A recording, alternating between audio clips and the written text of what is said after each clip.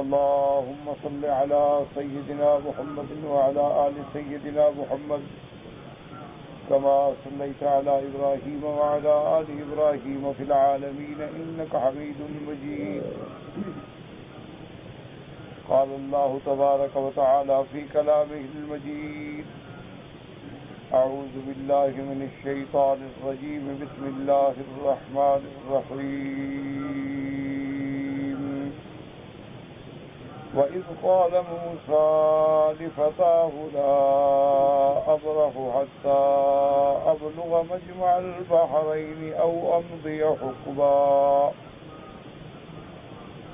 فلما بلغا مجمع بينهما نسيا حوتهما فاتخذ سبيله في البحر سربا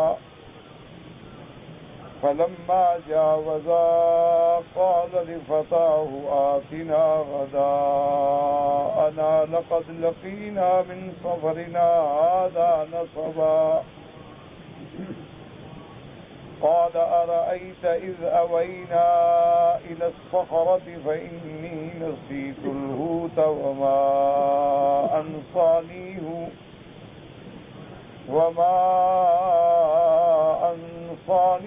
إلا الشيطان أن أذكره واتخذ سبيله في البحر عجبا قال ذلك ما كنا نبغي فارتدا على آثارهما كفرا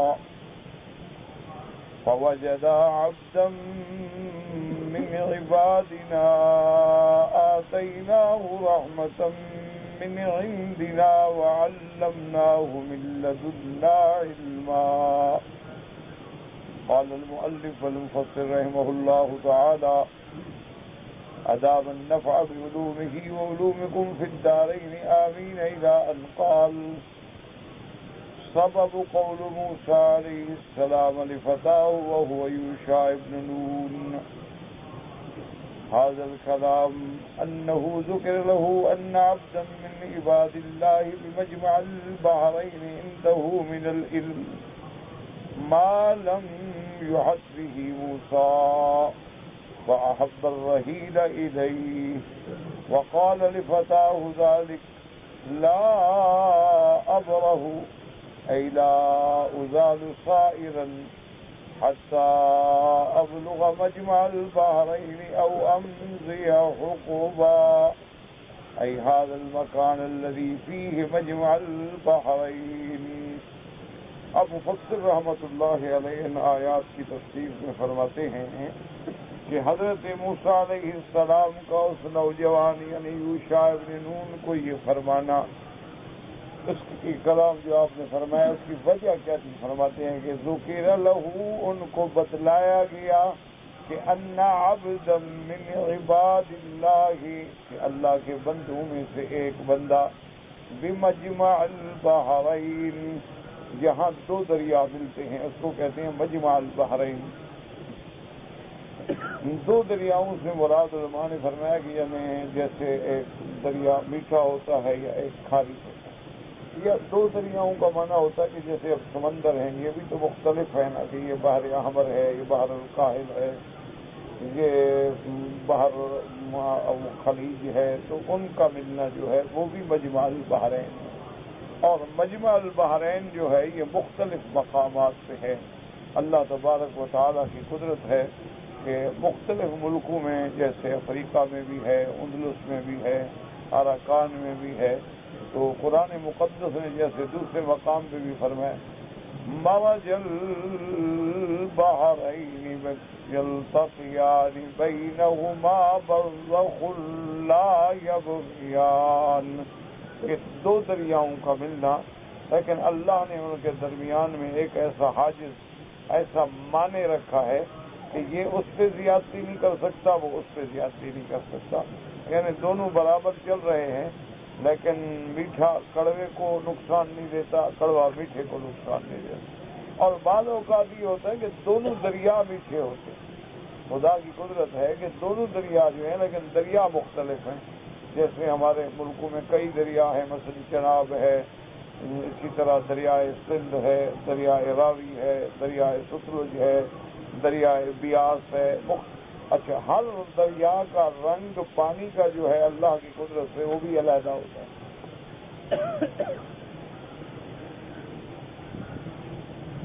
تو اس کو مجمع البحرین کہا جاتا ہے۔ تو آپ کو پتہ لگا، یعنی خبر دی گئی کہ وہاں اللہ کے بندوں میں سے ایک بندہ ہے جس کے پاس ایک علم ہے جو موسیٰ علیہ السلام کے پاس نہیں۔ فَأَحَبَّ الرَّحِيلَ إِلَيْهِ، تو آپ نے اس کی طرف سفر کرنے کو محبوب سمجھا۔ یعنی اب یہ مفسر رحمۃ اللہ علیہ فرماتے ہیں کہ حضرت موسیٰ علیہ السلام کو یعنی علم ہوا، اس علم کو شوق سے حاصل کرنے کے لیے چلے۔ لیکن باقی اقوال جو خلاصہ درس میں ذکر کیے ہیں، کیونکہ یہ سارا سفر جو ہے وہ اللہ کے حکم سے تھا کہ مچھلی کا رکھنا، پھر مچھلی کا زندہ ہونا، مچھلی کا دریا میں جانا، راستہ بننا، تو یہ اپنے منشے سے تو نہیں ہو سکتی، یہ ساری چیزیں جو ہیں حکم الہی سے۔ اور ویسے بھی اللہ تبارک و تعالیٰ کے اتنے علوم ہیں کہ جن کا کوئی احاطہ نہیں کر سکتا۔ اللہ پاک نے تمام کائنات میں اپنے علوم کو تقسیم فرما دیا ہے، حتیٰ کہ آپ دیکھیں کہ حیوانات ہیں، ان کے اندر بھی ایک قسم کا شعور ہے، ادراک ہے، کہ ہر جانور اپنے بچے کو پہچانتا ہے، ہر پرندہ جو ہے اپنے بچے کو پہچانتا ہے اور اس کو وقت پہ غذا پہنچاتا ہے۔ آپ دیکھیں چیونٹیاں جو ہیں ان کو بھی ایک علم ہے، وہ سارا غذا اکٹھی کریں گی، حفاظت کریں گی، اپنے بلوں میں لائیں گی، باہر جائیں گی، پھر اپنے بل میں پہنچیں گی۔ اسی طرح اللہ نے شہد کی مکھیوں کو بھی علم دیا کہ وہ جاتی ہیں اور پھرتی ہیں اور کھاتی ہیں اور پھر واپس اپنے چھتے میں پہنچتی ہیں۔ یہ اللہ کا ایک نظام ہے۔ اللہ تبارک و تعالی نے اپنے علوم جو ہیں وہ ہر چیز کو قدر ضرورت عطا فرمائے، لیکن یہ بات واضح ہے کہ سب سے زیادہ علوم اللہ نے انسان کو دیے، اور انسانوں میں سے سب سے زیادہ علوم اللہ نے انبیاء کو دیے۔ انبیاء علیہم السلام میں سے سب سے زیادہ علوم اللہ نے اپنے رسولوں کو دیے، اور تمام رسولوں میں سے سب سے زیادہ علم اللہ نے سیدنا محمد مصطفیٰ صلی اللہ علیہ وعلا آلہ واصحابہ وسلم کو عطا فرمایا ہے۔ اس لیے حضور نے فرمایا اوتیت علم الاولین والآخرین، اللہ نے مجھے پہلوں کا بھی علم دیا ہے، بعد میں آنے والوں کا بھی علم دیا۔ تو سب سے زیادہ علم جو ہے مخلوقات میں وہ اللہ تبارک و تعالیٰ کے نبی سیدنا محمد مصطفیٰ صلی اللہ علیہ وسلم۔ لیکن یعنی یہ علم کلی نہیں ہے جو اللہ نے دیا ہے، کتنے علوم ہیں جو اللہ نے نہیں عطا فرمائے۔ حضور صلی اللہ علیہ وسلم وحی کی انتظار فرماتے کہ وحی آئے تو جواب دیں، جیسے اسی صورت کہف کی ابتدا میں آپ پڑھ چکے ہیں کہ اللہ تبارک و تعالیٰ کے پیغمبر نے کہہ دیا میں کل جواب دوں گا، صرف انشاءاللہ نہیں کہا تو وحی بند ہو گئی۔ اس کے بعد اللہ نے فرمایا کہ جب بھی ایسی بات کریں تو کہیں انشاءاللہ، اگر اللہ نے چاہا تو میں جواب دوں گا، کیونکہ جب تک اللہ علم عطا نہ فرمائے تو اس وقت تک کیا ہوتا ہے۔ اس لیے حضور نے فرمایا وَلَوْ كُنْتُ أَعْلَمُ الْغَيْبَ لَاسْتَكْثَرْتُ مِنَ الْخَيْرِ وَمَا مَسَّنِيَ السُّوءُ إِنْ أَنَا إِلَّا نَذِيرٌ وَبَشِيرٌ لِقَوْمٍ يُؤْمِنُونَ۔ آپ نے فرمایا کہ اگر میں علم غیب رکھتا تو میں تو پھر ساری خیر کی باتیں اکٹھی کر لیتا اور کبھی بھی مجھے تکلیف نہ پہنچتی، لیکن کبھی دکھ ہے، کبھی سکھ ہے، کبھی تکلیف ہے، کبھی پریشانی ہے۔ تو یہ اللہ کا نظام ہے کہ علم کامل اور علم کلی اور علم غائب اور علم ما کان و ما یکون یہ صرف اللہ کی شان ہے اور کسی کو یہ علم نہیں ہے۔ اللہ نے بڑا علم دیا لیکن اللہ کے علوم کے مقابلے میں وہ کوئی حقیقت بھی نہیں رکھتی۔ اس لیے فرمایا لا ابرح حتی ابلغ مجمع البحرین او امضی حقبا ای لا ازال صائرا۔ آپ نے اپنے ساتھی سے فرمایا کہ میں نہیں چھوڑوں گا بلکہ ہمیشہ چلتا رہوں گا حتی ابلغ مجمع البحرین، جب تک کہ میں اس مقام پہ نہ پہنچوں جو مقام مجمع البحرین ہے۔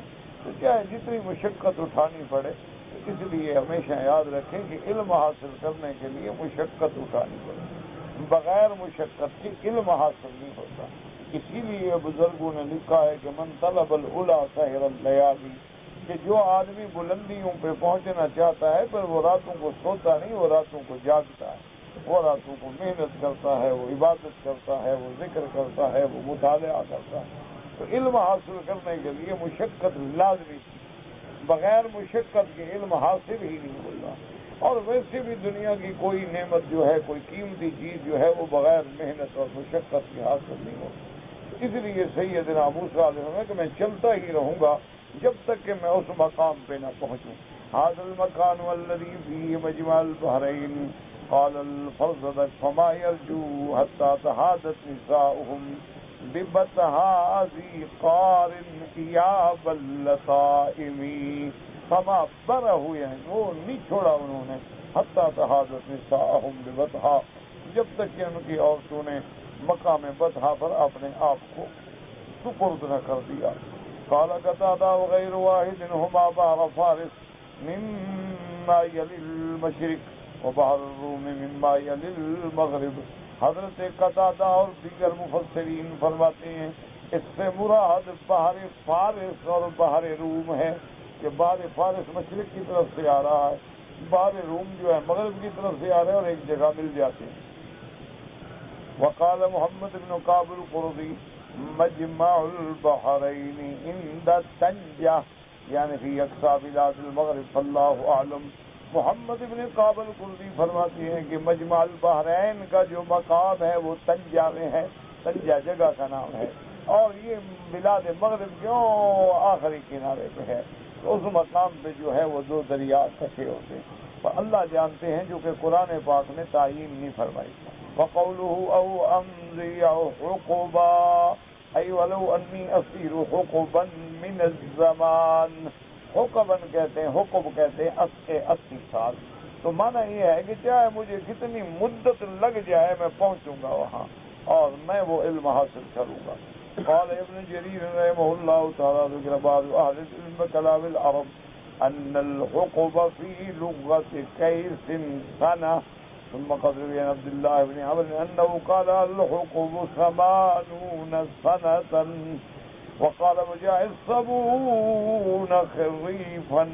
اب مفسر رحمۃ اللہ علیہ فرماتے ہیں کہ کلام عرب میں بعض علماء کہتے ہیں کہ لغت کیس میں حقب جو ہے 1 سال کو کہتے ہیں۔ عبداللہ ابن عمرو سے ایک قول ہے کہ حقب کہتے ہیں 80 سال کو، حضرت مجاہد سے ایک قول ہے کہ 70 خریفا 70 سال کو، وقال علی بن ابی طلحہ عباس قولوا امضی حقبا قال دہرا زمانہ وقال قضا ذلك۔ مقصد یہ تھا کہ بڑی کتنی مدت بھی لگے، اب ضروری نہیں کہ وہ 80 سال ہو یا 70 سال ہو یا 1 سال ہو، معنی یہ تھا کہ میں چلتا رہوں گا اور جتنا بھی مدت لگ جائے لیکن اس مقام پہ پہنچ کے میں علم حاصل کروں گا۔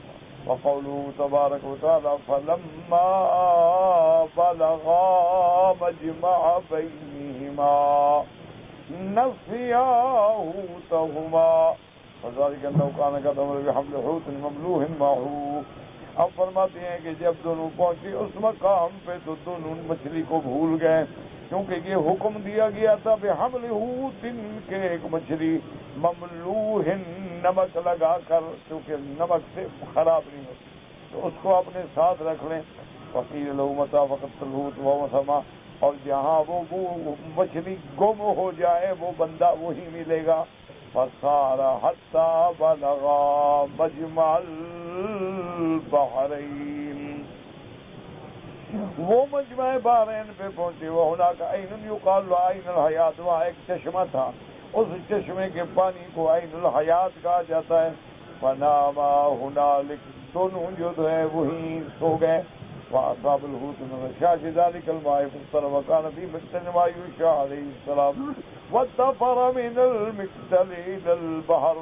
اب فرماتے ہیں کہ اس چشمے کا پانی جو ہے وہ پانی اڑ اڑ کے جب اس مچھلی پہ پڑا، مچھلی زندہ ہو گئی، اور مچھلی مقتل کہتے ہیں زنبیل، وہ ٹوکری جس پہ مچھلی تھی، اس ٹوکری کے اندر مچھلی تڑپی اور اس کے بعد نکلی اور دریا کی طرف چلی گئی۔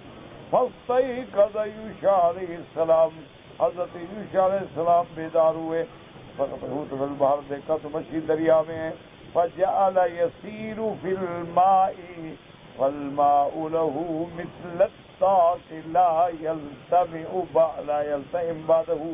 اب دیکھتے ہیں تو کمال ہے کہ مچھلی جا رہی ہے اور پیچھے سڑک بنتی جا رہی ہے، پانی ملتا ہی نہیں، بالکل راستہ بنتا جا رہا ہے.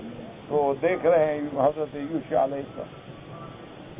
اسی لیے فرماتے ہیں ہماری اعلیٰ قال تعالیٰ واتخذ سبیلہ فی البحر سربا ای مثل السرب فی الارض، جیسے زمین کے اندر کوئی سرنگ نکالی جائے. قال ابن جریج قال ابن عباس سارا سو کانه حجر. ایک قول یہ بھی آیا ہے کہ وہ مچھلی ایسے گزرتی گئی جہاں سے گزری گویا پتھر بن گیا، سڑک بن گئی. وقال له في بعض جعله ترى مسكين البحر الا يبس حتى يكون صخرة. وہ مچھلی پانی سے جہاں جہاں گزرتی گئی پانی خشک ہوتا گیا اور خشک ہو کے رستہ بنتا گیا.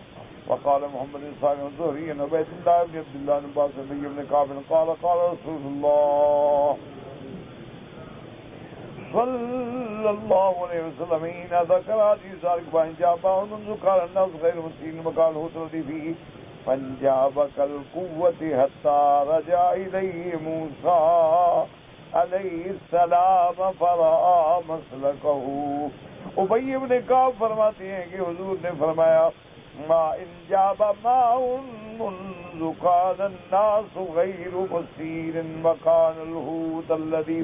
اس سے پہلے کبھی ایسا پانی کی کیفیت نہیں ہوئی تھی. اب ایسا بن گیا کہ جیسے کوئی چیز کنواں کہتے ہیں روشن دان، جیسے کوئی سرنگ بن جائے، راستہ بن جائے، اندر ادھر ادھر سے پانی کھڑا ہے اور اندر راستہ جا رہا. حتیٰ کہ موسیٰ علیہ السلام جب واپس آئے تو وہ رستہ موجود تھا، اسی لیے انہوں نے اسی رستے کو اختیار فرما کے پھر چلے. فقال ذلك ما كنا نبغي وقال قطر صرف من البحر حتى أفضي إلى البحر ثم سلك فيه وجعل في طريق الله صار ماء جامدا.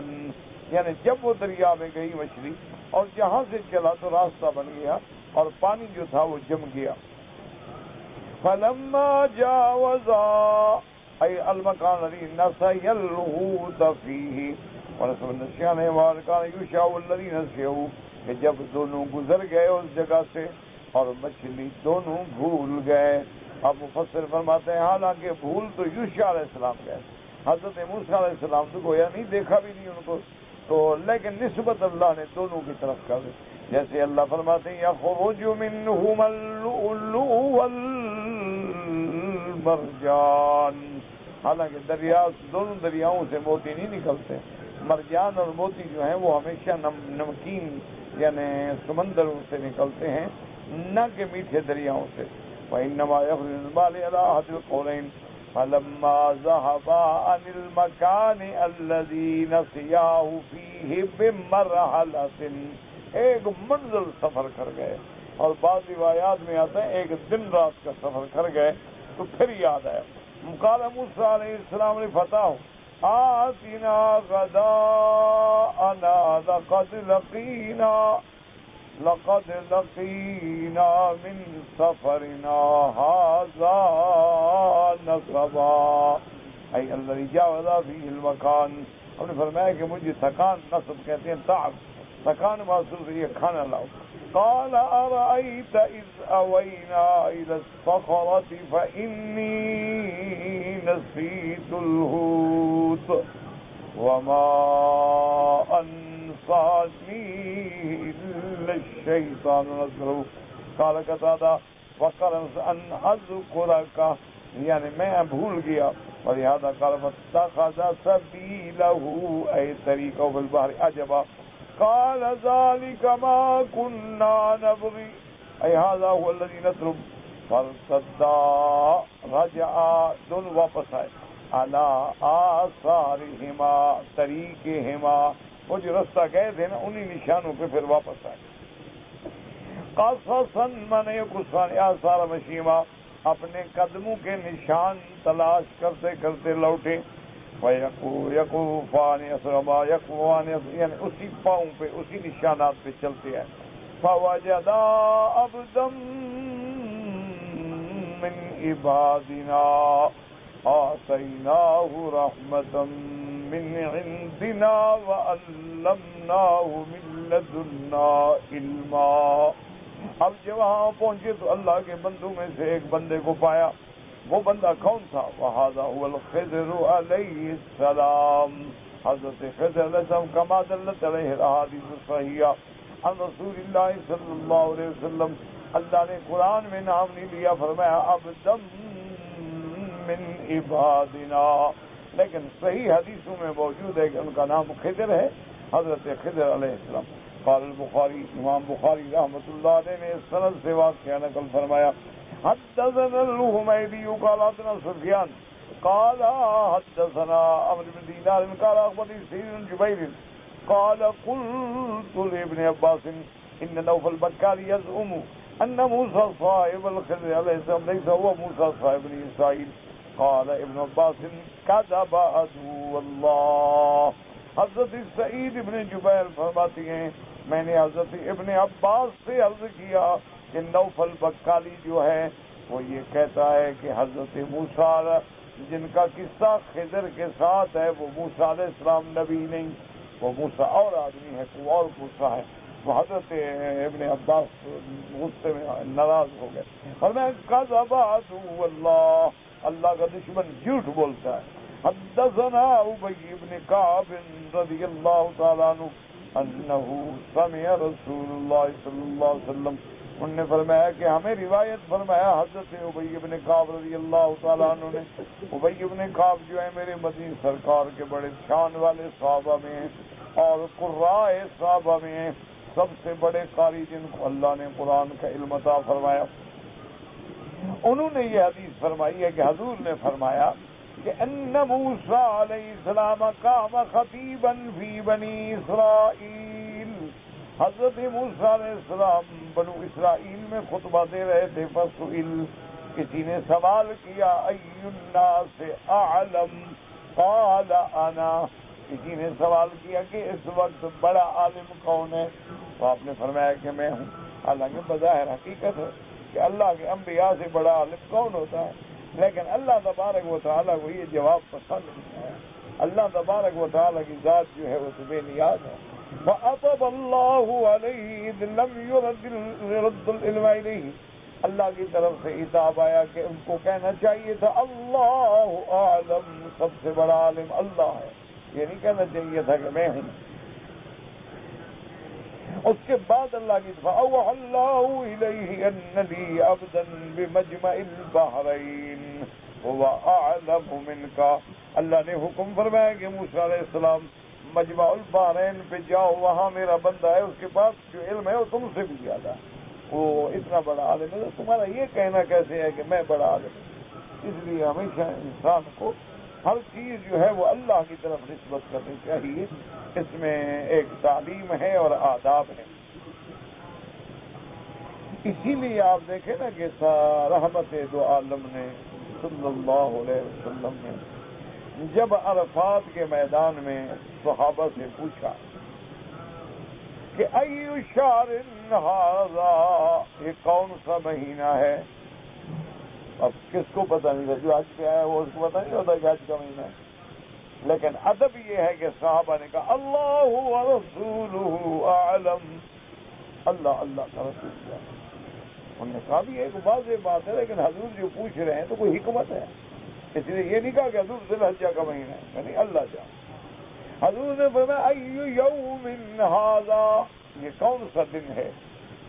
انہوں نے کہا اللہ. انہوں نے فرمایا کون سی جگہ ہے؟ انہوں نے کہا اللہ. تو یہ ادب کا تقاضا یہی ہوتا ہے کہ جب ایسا سوال ہو تو آدمی فوراً اللہ تبارک و تعالیٰ کی طرف نسبت کرے کہ سب سے بڑا علم، سب سے بڑا عالم، عالم کائنات، عالم ما کان و ما یکون، اور یہ اللہ تعالیٰ کی ذات ہے. اللہ نے دنیا میں جو مخلوق بھیجی ہے فوق کل ذی علم علیم، اللہ نے ہر عالم سے بڑا عالم رکھا. آخر علماء نے کسی سے پڑھا ہے نا تو استاد سے زیادہ عالم ہے، اس استاد نے پھر کسی سے پڑھا ہے تو صاف بات ہے کہ ایک دوسرے سے علم جو ہے تفاوت ہے. تو حضرت موسیٰ علیہ السلام نے حسب حال کہا، لیکن اللہ تبارک و تعالیٰ کو ان کا جواب پسند نہ آیا. اللہ نے حکم فرمایا کہ میرا بندہ ہے وہ تم سے زیادہ عالم. قال موسیٰ یا ربی وکیف لی بہ، موسیٰ نے کہا یا اللہ میں اس بندے پر کیسے پہنچوں؟ قال تأخذ معك حوتا فتجعله بمقتل فحيثما فقدت الحوت فهو ثم، اللہ نے حکم دیا کہ ایک مچھلی اپنی زنبیل میں رکھ لو اور چل پڑو، جہاں وہ مچھلی گم ہو جائے نا بس وہی جگہ ہے، وہی وہ میرا بندہ ملے۔ فأخذ حوتا فجعله بمقتل، حضرت موسیٰ علیہ السلام نے ایک مچھلی جو تھی اس کو رکھا زنبیل میں، ثم انطلق فانطلق معه فتاه یوشع ابن نون علیہ السلام، اب آپ چلے اور آپ کے ساتھ حضرت یوشع علیہ السلام، حتی اذا اتیا الصخرۃ وضعا رؤوسہما فناما، آپ ایک جگہ پہ پہنچے، وہاں پتھر پہ سر رکھ کے لیٹ گئے اور نیند آ گئی۔ واضطرب الحوت فی المقتل، اب وہ مچھلی جو تھی زنبیل میں زندہ ہو گئی، فخرج منه فسقط فی البحر فاتخذ سبیلہ فی البحر سربا، وہ مچھلی دریا میں چلی۔ وامسک اللہ عن الحوت جریۃ الماء، اللہ کی شان ہے کہ جہاں جہاں گزرتی گئی تو گویا اللہ نے پانی کا جریان جو تھا اس کو بھی روک دیا اور مچھلی کے لیے راستہ بنتا گیا۔ فصار علیہ مثل الطاق، ایسے جیسے پھٹا بن جائے۔ فلما استيقظ نسي صاحبه يخبره بالحوت، اب جب نیند کھلی تو حضرت یوشع بتلانا بھول گئے۔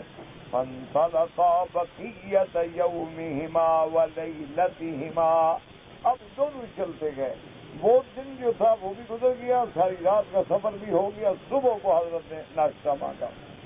حتی اذا کان من الغد، جب صبح ہوئی، قال موسیٰ لفتاہ، آپ نے اپنے ساتھی سے فرمایا آتنا غداءنا لقد لقینا من سفرنا هذا نصبا فلم یجد موسیٰ جاوز المکان الذی امرہ اللہ به، اس سے پہلے حضرت موسیٰ علیہ السلام کو تکان نہیں ہوئی، لیکن جب منزل گزر گئی تو یہ بھی اللہ کی حکمت تھی کہ بس تکان ہوئی اور آپ نے مانگا۔ اس کے بعد پھر نے کہا لو فتح ہوا، آپ کے ساتھی نے کہا ارأیت اذ اوینا الی الصخرۃ فانی نسیت الحوت وما انسانیہ الا الشیطان ان اذکرہ واتخذ الفیل فی البحر عجبا قال وکان الحوت سربا ولموسیٰ فتاه عجبا، کہ مچھلی کے لیے تو راستہ بن گیا اور موسیٰ علیہ السلام اور یوشع کے لیے عجب ہو گیا کہ کیسا مچھلی چلی گئی اور کیسا راستہ بن گیا۔ فقال ذلك ما كنا نبغي فارتدا على آثارهما قصصا قال فرجع ثم انتهيا الى الصخرة، اپنے پاؤں کے نشان پہ واپس لوٹے اور ڈھونڈتے پہنچے ایک پتھر کے پاس۔ فَإِذَا رَجُلٌ مُسَجًّن بِثَوْبٍ، وہاں جا کے دیکھا کہ ایک بندہ کپڑا لپیٹ کے سویا ہوا ہے۔ وَسَلَّمَ عَلَيْهِ مُوسَىٰ وَقَالَ الْخِضْرُ أَنَّىٰ بِأَرْضِكَ السَّلَامُ،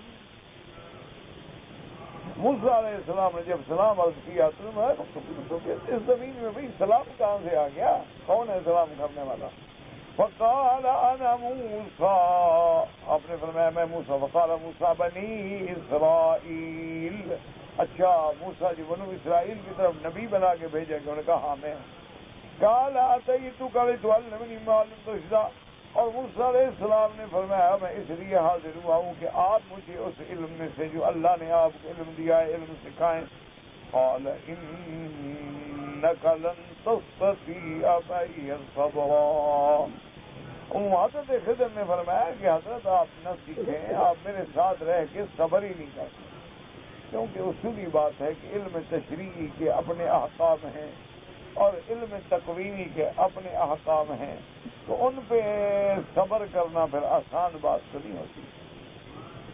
یا موسیٰ انی علی علم من علم اللہ علمنی لا تعلم انت وانت لا علم لا علمک اللہ لا علمہ، انہوں نے کہا موسیٰ علیہ السلام اللہ نے آپ کو علم دیا ہے جو مجھے نہیں دیا، اور اللہ نے مجھے علم دیا ہے جو تمہیں نہیں دیا، تو جب علم نہیں ہوگا تو پھر گزارا تو بڑا مشکل ہوگا نا. آپ کا علم الگ ہے اور میرا علم الگ ہے. آپ کے علم کا تعلق جو ہے وہ ظاہر سے ہے اور میرے علم کا تعلق جو ہے وہ امور باطنہ اور تقوینیات سے ہے. تو شریعت تو ظاہر کو دیکھتی ہے. اب ایک آدمی مسجد سے نکلے گا تو ہر دیکھنے والا کہے گا ماشاءاللہ اچھا آدمی مسجد سے آ رہا ہے. اب پتہ نہیں وہ جیب کاٹنے گیا تھا, پتہ نہیں وہ لوگوں کی جوتے چرانے گیا تھا, لیکن مسجد سے جو آ رہا ہے. کوئی آدمی شراب خانے سے نکلے گا لوگ کہیں گے شرابی, حالانکہ ہو سکتا ہے وہ بیچارہ نصیحت کرنے کے لیے گیا ہو, کسی کو سمجھانے کے لیے گیا ہو, لیکن بظاہر حال جو ہے وہ شریعت تو ظاہر کو دیکھے گی. اب باطن کے علوم جو ہے وہ تو اللہ جانتے ہیں نا کہ کیا حال ہے. اس کے بعد جناب فرماتی ہیں مفسر رحمۃ اللہ علیہ فقال موسیٰ ستجدنی انشاء اللہ صابرا ولا آسی لک امرا. حضرت موسیٰ علیہ السلام نے فرمایا کہ آپ مجھے انشاءاللہ صبر کرنے والا پائیں گے اور میں آپ کی کبھی نافرمانی بھی نہیں کروں گا. تو اس لیے علماء نے لکھا کہ علم حاصل کرنے کے لیے دو چیزوں کی ضرورت ہے, ایک صبر اور ایک کبھی اپنے استاد کی نافرمانی نہ کریں. کیونکہ اگر صبر نہیں ہوگا علم نہیں آئے گا, استاد کا نافرمان ہوگا تب بھی فائدہ آپ نہیں ہوگا. اللہ مغفرت کرے. بڑے زمیندار تھا, زمینداروں کی اولاد تو, لیکن اللہ نے شوق دیا, دینی علم پڑھ رہا تھا, لیکن وہ ہمیشہ یہ بس کہہ بیٹھتا. صاحب نے فرمایا ایسا نہ کہا کرو ورنہ علم سے محروم ہو گیا. وہی علم سے محروم ہو گیا. اللہ اکبر. ہمارے اپنا ایک عزیز تھا, رشتے دار تھا,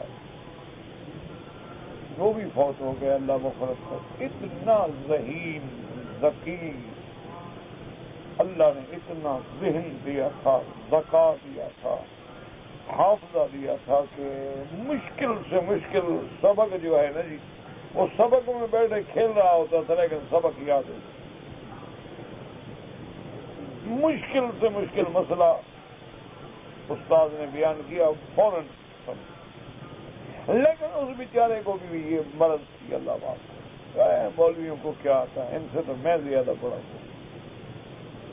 جن کے پاس پڑھتا تھا نا, کیونکہ ذہین تو تھا نا, تو وہ مطالعہ کرتا تھا, کتابیں دیکھتا تھا.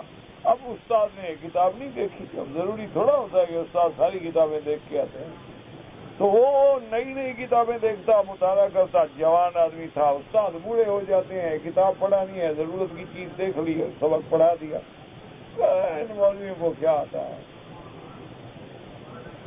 میں جب علم سے فارغ ہوں گا تو پھر میں دیکھوں گا کہ ان مولوی کہ میرے تو استاد کو بھی کچھ نہیں آتا, اس سے تو زیادہ مجھے آتا. تو ایک دن استاد نے فرمایا, انہوں نے کہا کہ ایسی بات نہ کیا کرو, تم علم سے محروم ہو.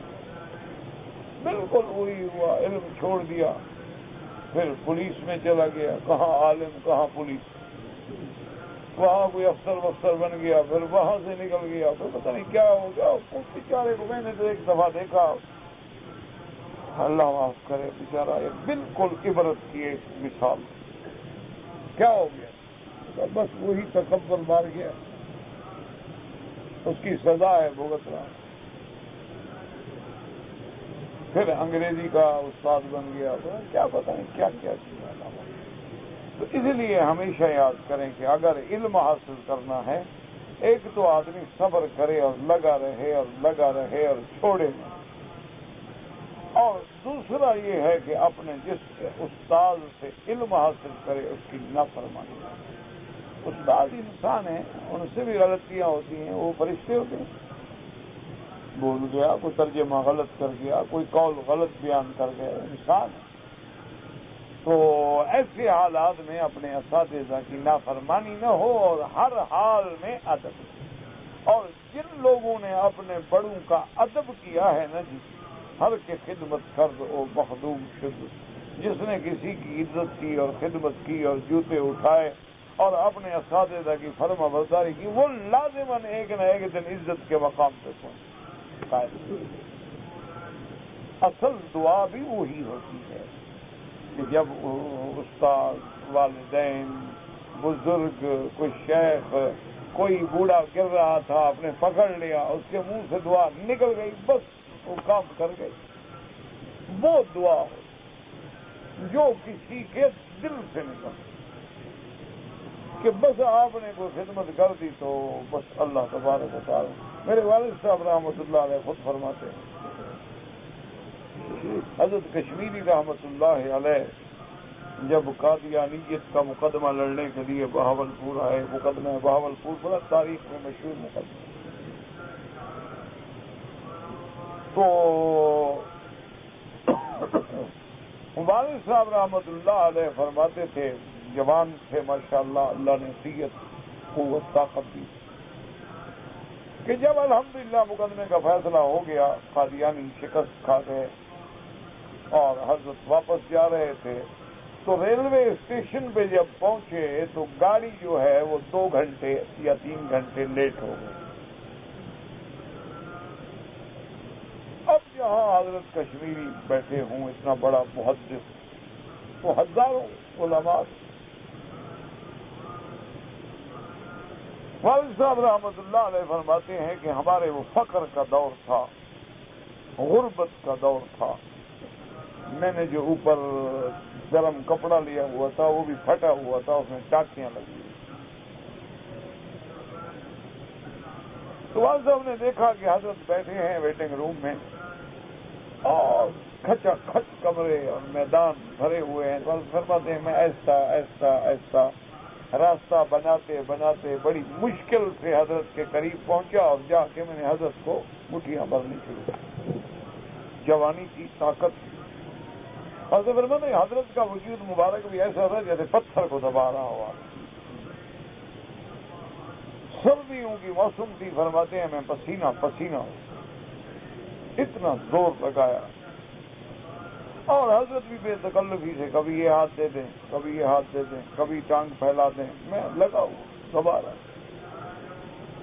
گاڑی آ گئی، سب حضرات گاڑی میں چلے گئے. حضرت کیونکہ فرسٹ کلاس میں تھے، فرسٹ کلاس میں چلے گئے. حضرت میں ہم تو 3rd کلاس میں تھے، وہ ٹکٹ بھی مشکل سے ملا تھا. تو تھوڑی دیر گزری، بھرا ہوا تھا 3rd کلاس کا ڈبہ، اور پھنسا کے اندر ہم داخل ہوئے. تو حضرت مولانا محمد صادق صاحب سے رحمۃ اللہ علیہ، بہاولپور کے بڑے علماء میں، مولانا محمد صادق، مولانا محمد عبید اللہ، شیخ الجامعہ غلام محمد گھوٹوی رحمۃ اللہ علیہ، مولانا احمد علی رحمۃ اللہ علیہ، بڑے لوگ. اللہ اکبر، ان کو اللہ نے اتنے علوم سے نوازا تھا کہ کوئی تصور ہی نہیں کہ اس سرزمین نے کیسے کیسے چاند پیدا کیا. تو فرماتے ہیں کہ وہ پلیٹ فارم سے زور زور سے پکارے ہیں، مولوی خیر محمد کس ڈبے میں ہو، مولوی صاحب کس ڈبے میں ہو، مولوی صاحب کس ڈبے میں ہو. جب میرے قریب آئے تو میں پھنسا ہوا اندر، میں جان بچا کے نکلا. میں کہنے لگا حضرت بلا رہے.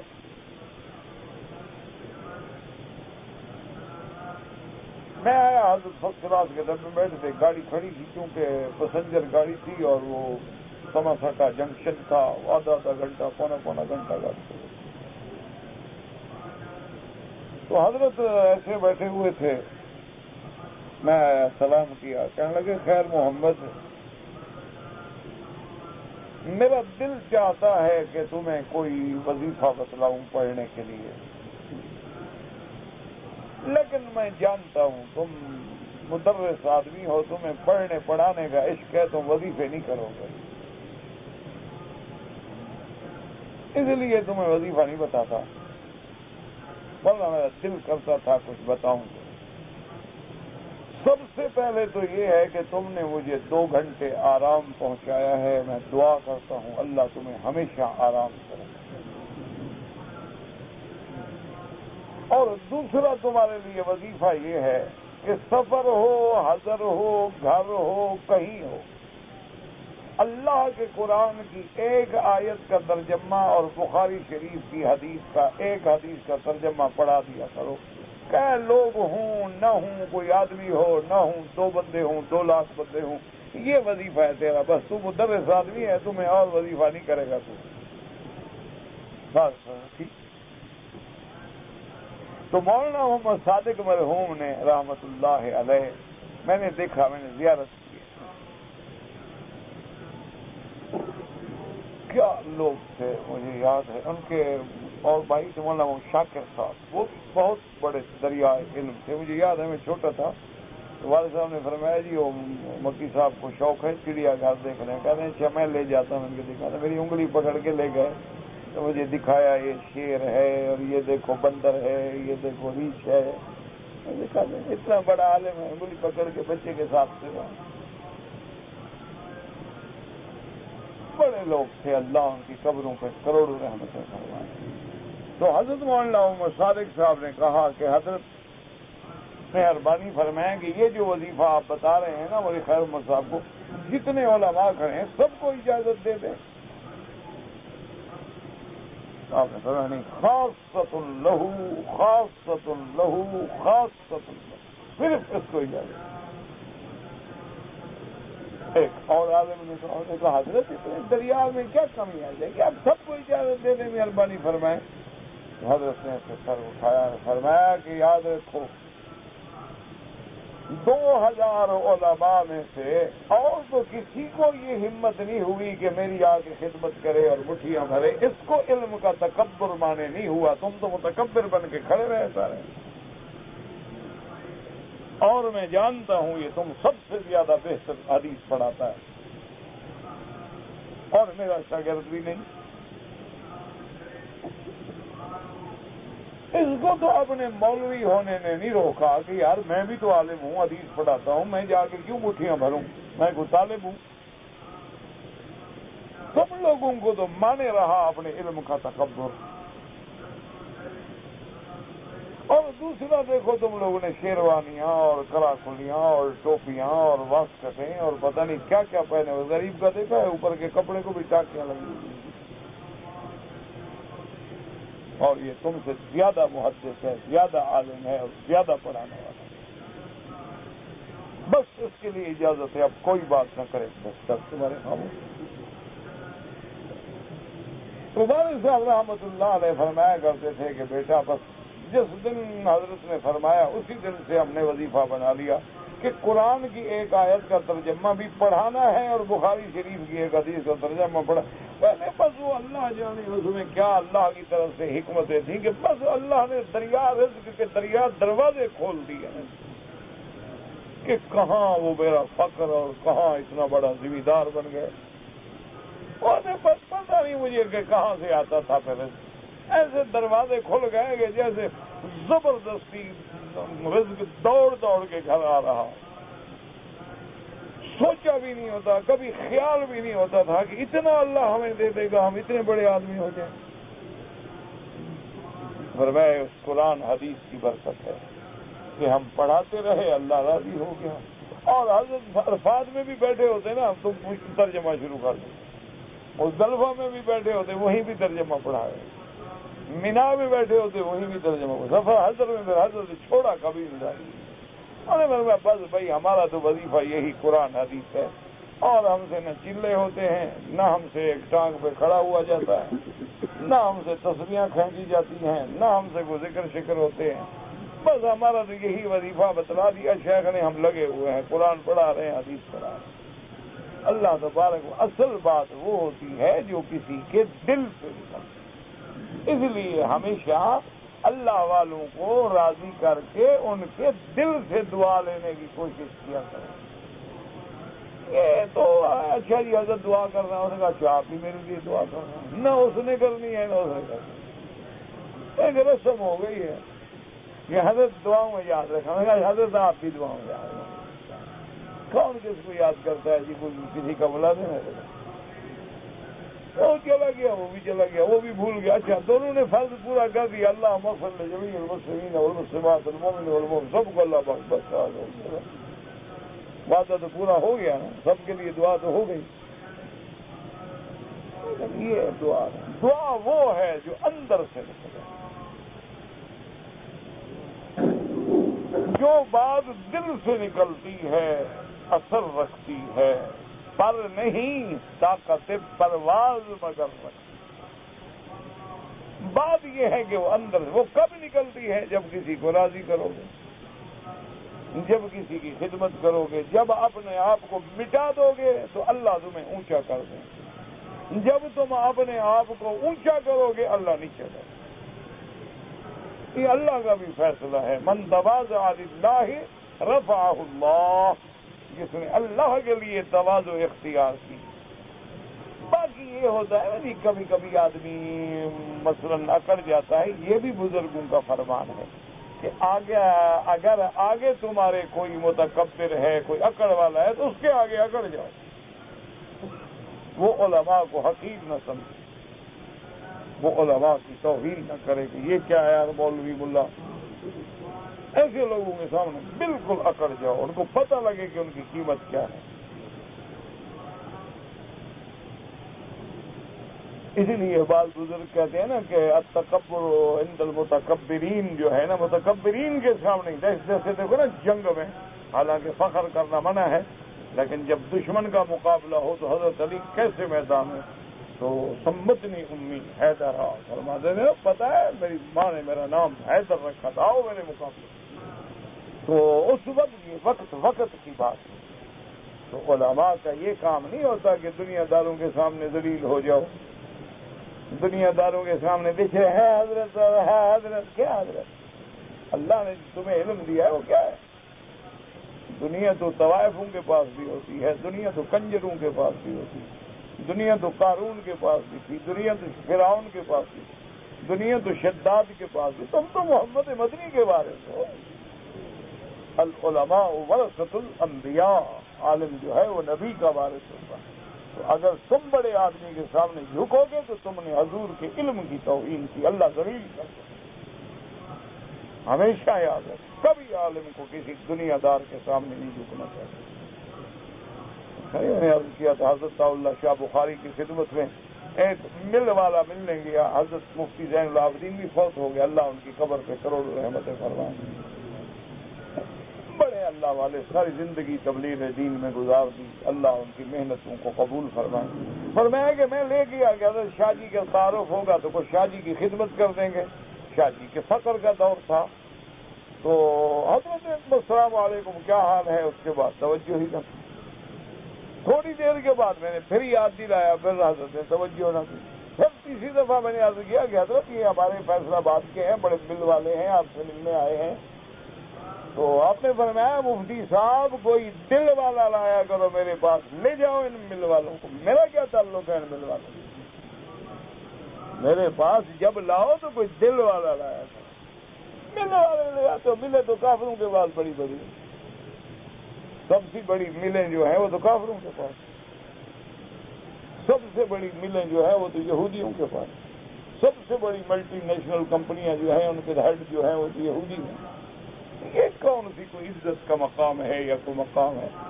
مقام تو وہ ہے کہ اللہ تبارک و تعالیٰ کے ہاں تیرا مقام، کہ اللہ راضی ہو جائے اور تیری زبان سے وہ کام لے جو اللہ کے دین کے اللہ نے اپنے اللہ والوں سے لیا۔ بس اس پہ شکر کیا کرو کہ درس نصیب ہو جائے، قرآن نصیب ہو جائے، حدیث محمد مصطفیٰ نصیب ہو جائے، اللہ کے گھر کا طواف نصیب ہو جائے، نماز مسجد میں جماعت کے ساتھ نصیب ہو جائے۔ شکر کرو کہ اللہ مجھ پہ راضی ہے، آج مجھے گھر آنے دیا۔ ہمیں تو بھائی سچی بات یہ ہے کہ میں تو خیر ویسے بھی کوئی دو دھیلے کا آدمی ہوں، ٹکے کا آدمی بھی نہیں ہوں۔ ہمیں تو یہی تجربہ ہوا ہے کہ جب کبھی کسی بڑے آدمی کی دعوت کھائی نا، یا نماز گئی یا کچھ کیا، ہمیں تو یہی صلہ ملا ہے۔ اللہ جانے پتہ نہیں کیا ہوگا، کوئی وجہ ہوگی، یہ کوئی ہماری بزرگی تو ہے نہیں، نہ میں بزرگ ہوں، نہ میں کبھی خیال کیا کہ میں بزرگ ہوں۔ اس لیے ہمیشہ ہم دو چیزیں جو موسیٰ علیہ السلام نے کہیں کہ ستجدنی انشاء اللہ صابرا ولا اعصی لک امرا، حضرت میں صبر کروں گا انشاءاللہ اور کبھی نافرمانی نہیں کروں گا کسی حکم کام میں۔ لیکن حضرت خضر نے بھی سمجھا دیا، فرمایا فَإِنِ اتَّبَعْتَنِي سألتنی فلا تسألنی عن شيء حتى أحدث لك منه ذکرا. حضرت خضر نے فرمایا کہ موسیٰ علیہ السلام اگر میرے ساتھ رہنا ہے تو پھر پوچھنا نہیں، میرے ساتھ رہنا ہے نا تو پھر خاموش رہنا ہے، سوال نہیں کرنا جب تک میں خود نہ بتاؤں.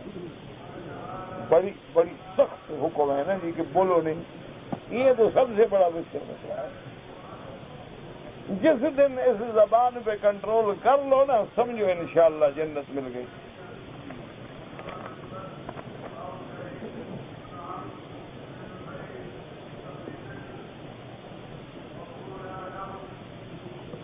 کہتے ہیں جی کہ ایک حدیث میں ہے کہ حضور کے وصال کے دن ایک سفید ریش کبھی ہیکل حسین و جمیل شخص آیا اور جنازہ مقدس کے پاس پہنچا اور رویا اور صحابہ سے تعزیت کی اور چلا گیا. تو حضرت ابو بکر حضرت علی نے فرمایا کہ یہ خضر ہیں.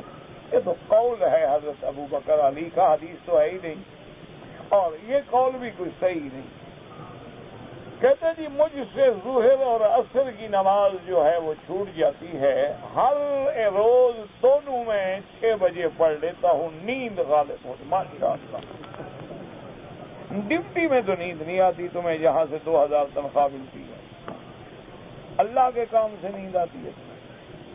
حافظوا علی الصلوات والصلاۃ الوسطی، جمع بین الصلاتین کوئی وجہ ہے، کوئی سفر ہے. یہ تھوڑا کہ تم روز سوتے رہو اور 6 بجے دونوں نمازیں پڑھنی میں. پھر ایسا کرو کہ 6 بجے میرے خیال میں ساری ہی پڑھ لو. جیسے شیعہ ہے نا، یہ بھی 4-5 کٹھی پڑھ لیتے ہیں. یعنی کہ ہاں بھی مسئلہ بڑا آسان ہے.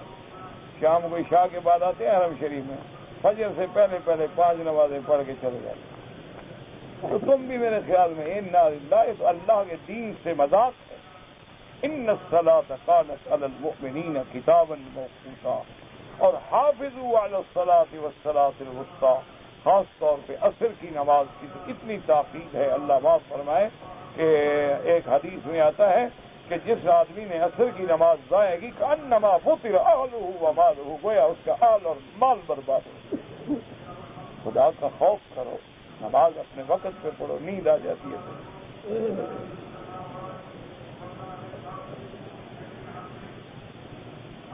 یہ جو ہے نا جی کہ حملۃ العرش جو ہیں تو ان کی یعنی اتنا لمبا جسہ ہوگا اللہ عالم، کیونکہ ملائکہ ہم نے دیکھے نہیں. جو صحیح حدیث میں آ جائے آمنا باللہ، جو نہ آئے تو اللہ بھی جانے. اللہ کا کام اب دیکھو نا، حضور نے فرمایا کہ سب افق، کہ جب جبریل نے پر کھولے تو سارا آسمان زمین بھر گیا. تو حضور نے فرمایا جبریل تم سے بھی کوئی بڑا فرشتہ ہے؟ فرمایا حضور میرے تو 600 پر ہیں، میکائیل کے تو 5000 پر ہیں. یہ اللہ کا نظام ہے.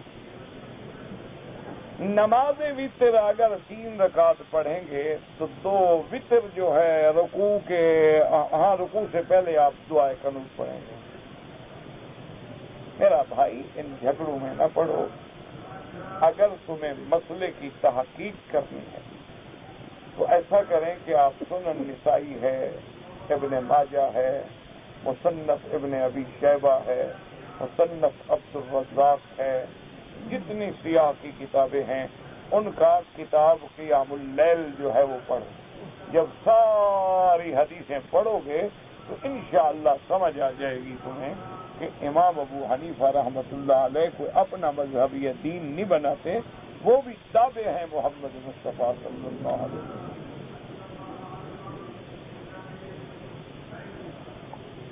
اگر ایک آدمی نے غسل سے پہلے وضو کیا لیکن کپڑا باندھا ہوا نہیں تھا اور پھر غسل کر لیا تو کیا وضو ہو گیا؟ جب غسل ہو گیا تو وضو کیوں نہیں ہو گیا؟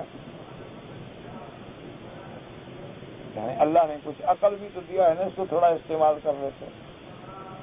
اگر غسل ہو جاتا ہے تو وضو کیوں نہیں ہو جاتا؟ لیکن بہتر یہ ہوتا ہے کہ آدمی حمام میں بھی ہو تو ادب کا تقاضا ہے کہ کپڑا باندھ کے نہیں. لیکن اب ادب کہاں گیا؟ اب تو گھر میں بغیر کپڑوں کے پھرتے ہیں لوگ، تو آپ حمام کی باتیں کرتے ہیں.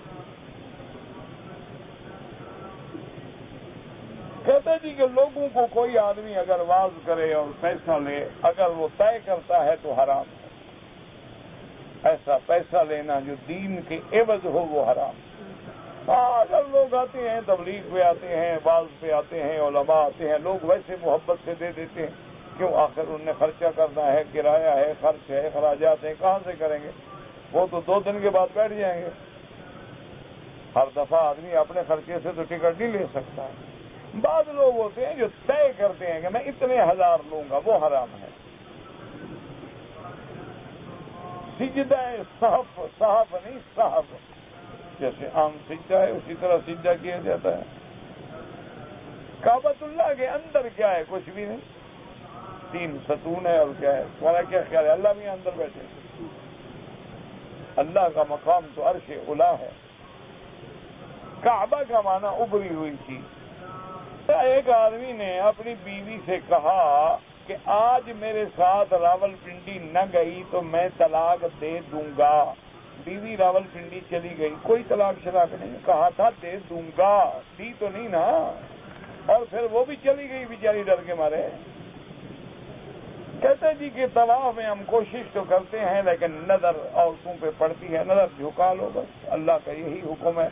اتفاق سے جو نظر ہے وہ معاف ہے، اس کے بعد نہ دیکھو، نظر نیچے کر لو۔ میرے چپل گم ہو گئے، بہتر ہے کہ جو باہر پڑے ہیں وہ نہ اٹھاؤ، اگر اٹھائے ہیں تو واپس وہیں رکھ دو۔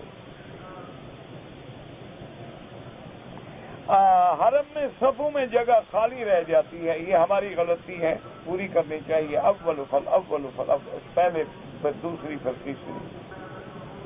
کہتے ہیں جی کہ ہمارے بر صغیر پاک و ہند میں تبلیغ کے نام سے محنت ہو رہی ہے، بعض مخالفت کرتے ہیں، تو ہر اچھے کام کی مخالفت تو ہوتی ہے۔ لوگوں نے انبیاء علیہ السلام کی مخالفت نہیں کی۔ حضور صلی اللہ علیہ وسلم جب دین لے کے آئے تو سارے مان گئے، مخالفت تو ہوگی۔ جب مخالفت نہ ہو تو پھر حق کیسے ابھرے گا؟ کہتے جی کہ کیا سنتوں کی ہر رکعت میں، جی ہاں سنتیں پڑھ رہے ہیں، ہر رکعت میں فاتحہ بھی پڑھیں گے اور سورت بھی پڑھیں گے۔ ظہر سے پہلے جو 4 رکعت سنت ہے وہ 2 رکعت کر کے پڑھیں یا 4 رکعت، دونوں جائز ہے۔ 2 کر کے پڑھو جائز ہے، 4 اکٹھی پڑھو جائز ہے۔ کہتے میں نے سنا ہے کہ طواف نماز کے حکم میں کس صلاۃ ہے، نماز کی طرح ہے، یہ نہیں کہ نماز ہے۔ نماز میں تو بولنا منع ہے، طواف میں بولنا جائز ہے۔ کہتے جی کہ نمازی اگر نماز پڑھے اور زبان کو حرکت دے لیکن آواز نہ نکلے، حرف نہ نکلے، نماز نہیں ہوگی۔ باقاعدہ ادا کرے الحمدللہ ہے، کم از کم اس کو خود تو پتا ہو میں کیا پڑھ رہا ہوں۔ لوگ کہتے ہیں کہ وطر میں قنوت نہیں ہے، دعائے قنوت وطر میں امام ابو حنیفہ رحمۃ اللہ علیہ کے نزدیک واجب ہے، اگر چھوٹ جائے تو سجدہ صاحب کرنا پڑے گا، اور باقی ائمہ کے نزدیک سنت ہے، کبھی پڑھا کبھی رہ گیا تو کوئی حرج نہیں۔ لڑکا لڑکی شادی کرتے ہیں، قبیلے راضی نہیں، پھر وہ کہتا ہے جرگہ چھوڑ دو، وہ دل سے نہیں چھوڑتا، زبان سے چھوڑا ہے چھوڑ دیا، دل سے کیا؟ فیصلے زبان سے ہوتے ہیں، دل سے تو نہیں ہوتے۔ اگر زبان سے طلاق دے دی ہے ہو گئی۔ تراوی کی رکعتیں 8 بھی 8 پڑھو، 12 پڑھو، 20 پڑھو، جتنا گول ڈالو اتنا میٹھا ہوگا۔ 20 پڑھو گے تو سارے حدیثوں پہ عمل ہو جائے گا، 8 پڑھو تو باقی حدیثیں تو رہ جائیں گی۔ اب تمہاری مرضی ہے جتنا پڑھو۔ اگر 2 رکعت جو رکعت طواف کی ہیں، افضل ہے مقام ابراہیم کے پیچھے پڑھیں۔ اگر وہاں جگہ نہ ملے حتیم میں پڑھیں، حتیم میں جگہ نہ ملے سارے مطاف میں پڑھیں، نہ ملے سارے حرم میں جہاں مرضی آئے پڑھیں، بھول جاؤ گھر جا کے پڑھ لو۔ علیہ السلام اور خضر علیہ السلام، یوشع علیہ السلام ان کے ساتھ تھے، ہاں جی ساتھ تھے۔ ابھی پڑھ رہے ہو تو پھر پوچھنے کی کیا ضرورت ہے؟ کہتے ہیں کہ بعض لوگ کہتے ہیں کہ حضرت علی کی پیدائش کعبے میں ہوئی ہے. چلو کیا اگر ہو گئی تو کیا ہو گیا, کعبے میں پیدائش ہو جائے چلو ایک فضیلت ہے, اچھی بات, کوئی مسئلہ نہیں.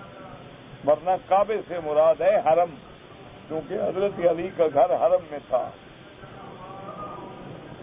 کہتے جی کہ آپ کے سیرت النبی اور قصص الانبیاء اور خلفائے راشدین کے بعد البم منہاج مسلم کے نام سے بھی آ چکا ہے, اور دعا کریں ایک المرأۃ المسلمہ, مسلمان عورت کے نام سے بھی انشاءاللہ آ جائے گا.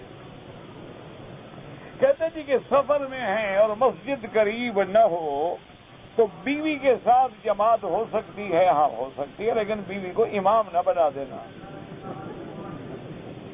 آج کل ہر چیز میں لیڈیز فرسٹ ہے نا, تو پتہ نہیں تم کہو چلو آج تم پڑھا دو کل میں پڑھا دوں گا. امام تو تم بنو گے, ویسے جماعت ہو سکتی ہے. اگر ہم مکان کی چھت پہ کھڑے ہیں اور آواز حرم کی آ رہی ہو تو نماز پڑھ سکتے ہیں. آواز تو ریڈیو رکھ لو تو تمہارے ملک میں بھی آ جائے گی. جب تک صفیں نظر نہ آئیں, اتصال صفوف نہ ہو کر نماز نہیں ہوتی. ربنا تقبل منا انک انت السمیع العلیم. یا الہ العالمین, عالم اسلام پہ اپنی رحمت نازل فرما. یا اللہ بیماروں کو شفا عطا فرما, بے حیاؤں کو حیا عطا فرما, بے دینوں کو دین عطا فرما, بے اولادوں کو اولاد عطا فرما, جن کی اولاد ہے ان کو صالح بنا, بے روزگاروں کو روزگار عطا فرما, قرض داروں کے قرض عطا فرما, عالم اسلام کی حفاظت فرما. اس بلد الامین کو قیامت تک ہر فتنے سے محفوظ فرما. یا الہ العالمین, ہماری اولادوں پہ, نسلوں پہ, نسلوں کی نسلوں پہ رحمتیں فرما.